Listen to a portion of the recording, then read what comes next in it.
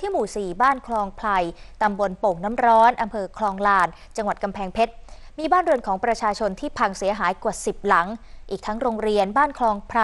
หลังคาโรงอาหารพังเสียหายลงมาเกือบทั้งหมดโรงสีของชุมชนของหมู่บ้านเองก็ถูกลมพัดปลิวนะคะข้าวเปลือกรวมไปถึงข้าวสารที่อยู่ในโรงสีเปียกน้ำเสียหายหมดกว่า50ถังเบื้องต้นเจ้าหน้าที่จากกรมทหารพรานที่